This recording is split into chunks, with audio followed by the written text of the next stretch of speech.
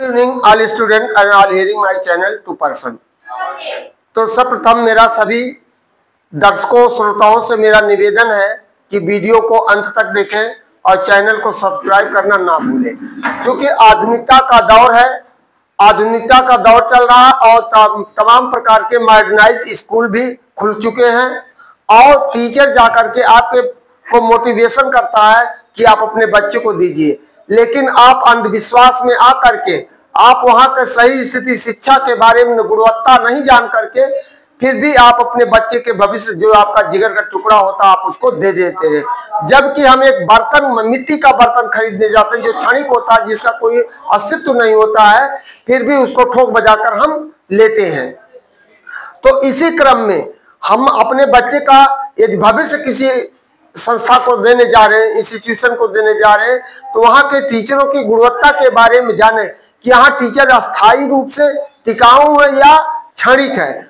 अधिकांश विद्यालय वाले यही करते, जब अप्रैल और मई का महीना आता तो प्रवेश का दौरान तो उस समय अच्छे टीचरों को नियुक्त कर लेते हैं। इसके बावजूद वो टीचरों को जैसे उनको वेतन देने की बात आती है 2 महीना 3 महीना बाद उनको कहते भैया हम नहीं दे पाएंगे, अब तो उनका काम चल गया है। तो ऐसा स्थिरता शायद ही किसी विद्यालय में देखने को मिले।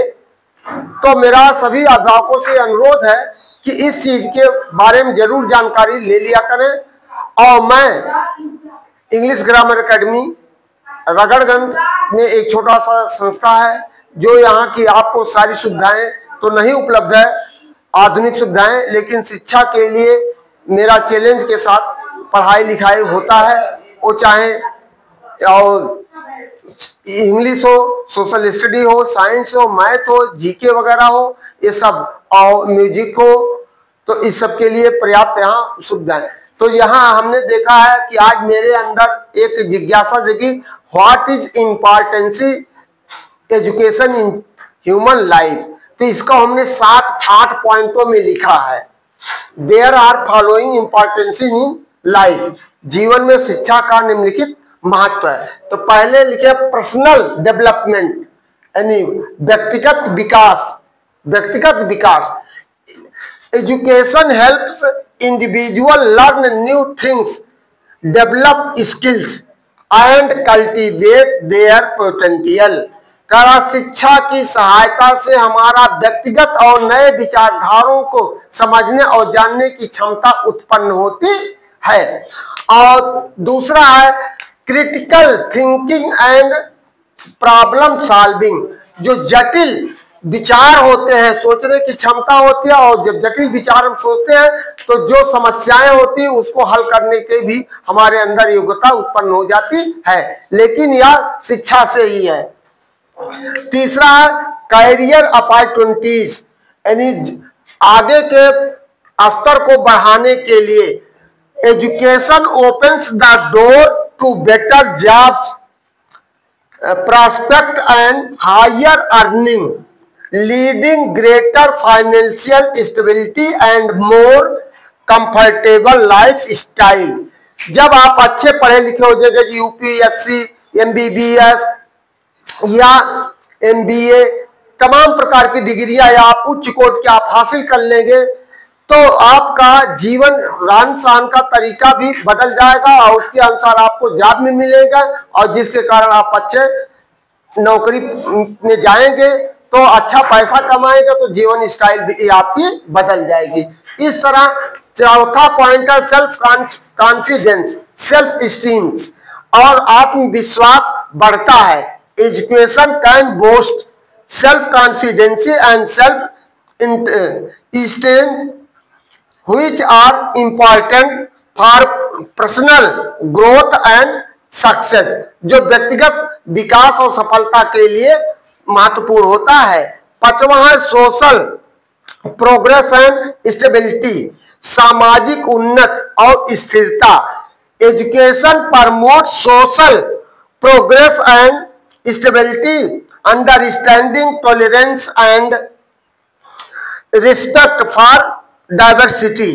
तो यह शिक्षा के माध्यम से हमारी सामाजिक स्थिरता बनी रहती है, समाज में हमारा उन्नत होता है और हमारे अंदर बर्दाश्त करने की क्षमता भी होती है। और इस विविधता में भी हम एकता बनाए रखने का काम करते हैं। लेकिन जब हमें शिक्षा की जानकारी होगी, हर पहलुओं को हम जानेंगे, उसमें तब मानवता का गुण उत्पन्न हो जाता है। और इस तरह 7 हमारा है 6 इम्प्रूव हेल्थ आउटकम्स। और हम जब पढ़ लिख जाते हैं तो जानते हैं कि हमें क्या चीज हम स्वास्थ्य के लिए हमारे लाभदायक होगा, क्या हानिकारक होता है। Education can lead to better health by promoting health behaviour, increasing health care information. तो विभिन्न प्रकार की सूचनाएं हमें मिलती है, इस खाने से आप बचिए, इसी वातावरण को बचाइए, स्वयं को। और इस तरह से 7 रिड्यूसड पॉवर्टी और गरीबी को कम करता है। Education can help reduce poverty with the skill and knowledge they need their jobs and improve their livelihoods. यदि आप गुणवत्तापरक शिक्षा लेते हैं तो आपका जीवन स्तर में सुधार आ जाता है। और इस तरह 8वां है इन्वायरमेंटल अवेयरनेस, वातावरणीय की तरफ चेतना जागना। जैसे हमारा ओजोन लेयर है, ओजोन लेयर में जो है सबसे ज्यादा खतरा हमारे उसी पर जा रहा है। आज जो एसी वगैरह चल रहे हैं, फ्रिज चल रहे हैं, उसमें जो गैस निकलती है वह काफी हानिकारक होती है, हमारे वातावरण को प्रदूषित करती है, जिसके कारण ओजोन लेयर में छिद्र हो रहा, जो सूर्य से आने वाली पराबैंगनी किरणें काफी नुकसानदेह होती है, जो डायरेक्ट और छननी का काम करता है। तो यदि उसमें छिद्र हो जाएगा तो हमारा जीवन बहुत खतरे में पड़ जाएगा। तो इस तरह हमारा एक कोटेशन है, शिक्षा के जनक। शिक्षा के जनक होरेस मान को शिक्षा का जनक माना जाता है। शिक्षा का जनक किसे माना जाता? होरेस मान को शिक्षा का जनक माना जाता। उनका जन्म 1796 ईस्वी में हुआ और मृत्यु 1859 में हुआ।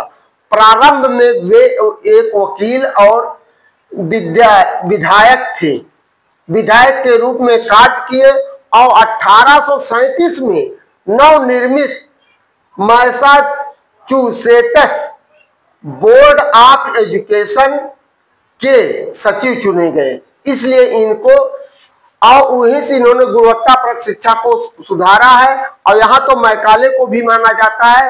और इसके बाद दूसरी स्टेप आएगा हमारा, परीक्षा का जनक कौन है? परीक्षा का जनक हेनरी फिशेल, परीक्षा का जनक हेनरी फिशेल को माना जाता है, जिन्होंने परीक्षा का आविष्कार किया और उन्हें परीक्षण के लिए अध्ययन की अवधारणा का आविष्कार करने का भी श्रेय दिया जाता है। इस तरह से छोटी छोटी जानकारियां जो कि सोच ही आपको डेवलप करता है।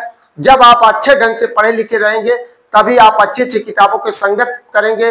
और किताबों के माध्यम से आप यदि जितने ही समय आप किताबों में बिताएंगे उतना ही आपको ज्ञान प्राप्त होगा।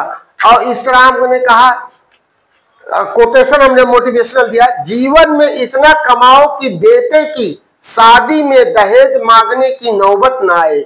जीवन में इतना कमाओ कि बेटे की शादी में दहेज मांगने की नौबत ना आए। और बेटी को इतना पढ़ाओ कि दहेज देने की जरूरत ना पड़े। बेटी को इतना पढ़ाओ कि दहेज देने की जरूरत ना पड़े। यदि आपकी बेटी पढ़ लिख कर अच्छे रैंक पे जाती है तो तमाम लोग ऐसे आते हैं जो आपका हाथ रिश्ता बनाने के लिए आपके संपर्क में आते हैं। और देखिए दूसरा कोटेशन, जिस कॉपी पर सब विषयों को संभालने की जिम्मेदारी होती है वो कॉपी अक्सर रफ बन जाती है। जिस कॉपी पर सब विषयों को संभालने की जिम्मेदारी होती है वह प्रायः क्या बन जाती है? रफ बन जाती है, जैसा का मुंह आप लोग करते ही हैं। और परिवार में जिम्मेदार इंसान का भी यही हाल होता है। जो व्यक्ति घर का मुखिया होता है, परिवार के सारी जिम्मेदारियां निभाता है, तो उसकी भी अंत में एक दिन वही हाल होता है। वही घर का मार घर ही में लोग जाने।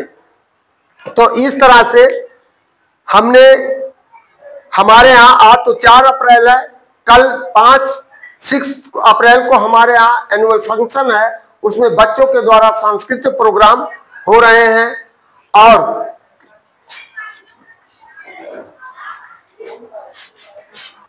तो इसी तरह से हम आप लोगों से विनम्र निवेदन करते हैं कि यदि आप पड़ोस के हैं तो आने वाले समय पर आप यहाँ आइए और बच्चों को ज्यादा ज्यादा उत्साहित करिए।